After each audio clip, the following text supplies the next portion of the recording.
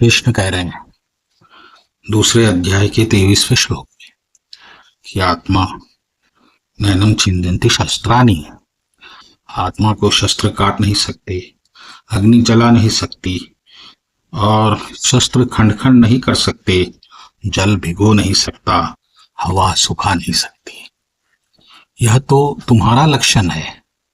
आत्मा कोई पराई वस्तु नहीं है, जादुई चीज नहीं है। ये तो आप अब खुद है। आप अपने स्वरूप का लक्षण यही है। आपको कोई छू नहीं सकता, भगवान भी छू नहीं सकते, काल भी छू नहीं सकता, देवता भी छू नहीं सकते। तो इन लोगों की बात ही क्या है। भगवान कह रहे हैं कि तुम्हें कोई कुछ कर ही नहीं सकता। तुम स्वतंत्र हो, तुम पूर्ण हो, तुम चेतना हो, तुम सब कुछ हो, लेकिन भूल गए हो। विस्मरण हो गया है। किस चीज का विस्मरण हो गया है?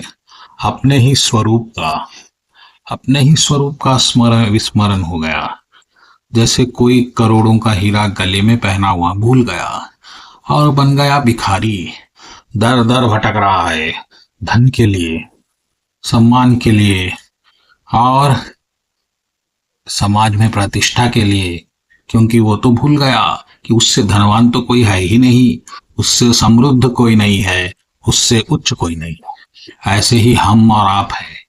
इतना ही बड़ी उपाधि, इतना बड़ा तत्व, इतना बड़ा गुण जो स्वयं भगवान अपने मुंह से गा रहे हैं आपके लिए।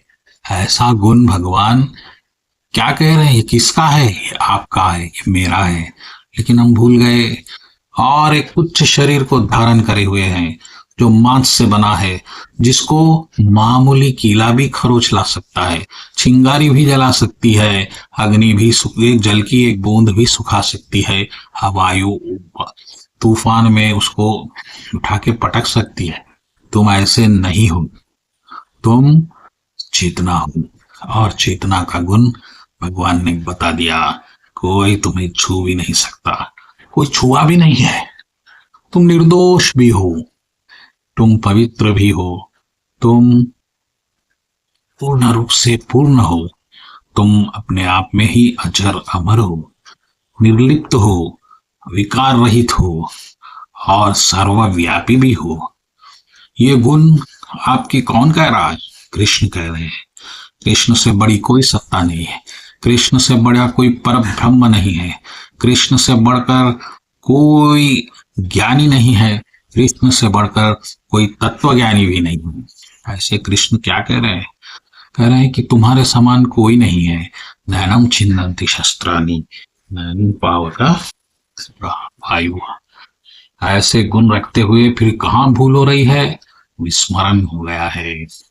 अर्जुन भूल गया है।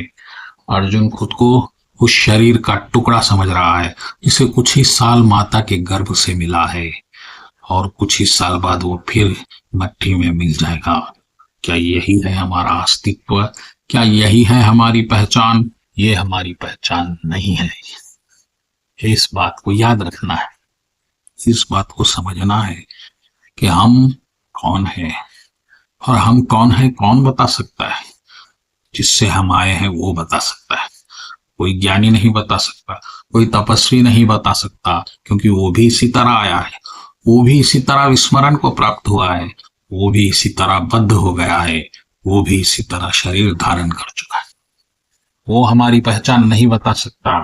हमारी पहचान तो पूर्ण परमात्मा बता सकता है। और परमात्मा कह रहा है कि तुम नहीं हो।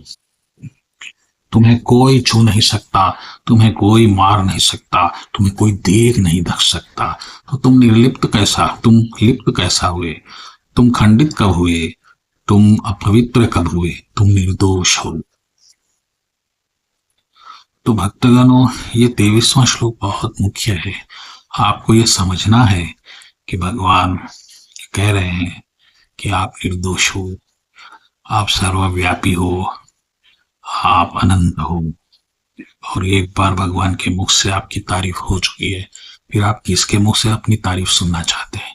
ऐसा कौन है जो आपकी तारीफ कर सके, जो आपको पहचान सके? ये तो सब के सब अंधे हैं, जिस तरह आप अंधे हैं, सब अंधे हैं। अंधों की दुनिया में कांच का व्यापार, आईने का व्यापार व्यर्थ है। किससे उम्मीद लगा रहे हैं आप कि कोई आईना बेचेगा और आपको चेहरा दिखाएगा? अरे आप तो अज्ञान के अंधेपन में अपने आप को ही भूल गए हैं।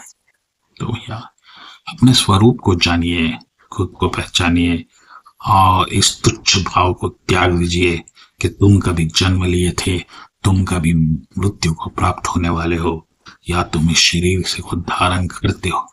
तुम तो उसे धारण भी नहीं करते, वो तुम्हें धारण करता है। वो जीना चाहता है, वो मरना चाहता है, उससे तुम्हारा कोई लेना देना नहीं है। ये बात को याद रखिए और स्वतंत्र हो जाइए। बोलो कृष्ण कन्हैया लाल जी की जय।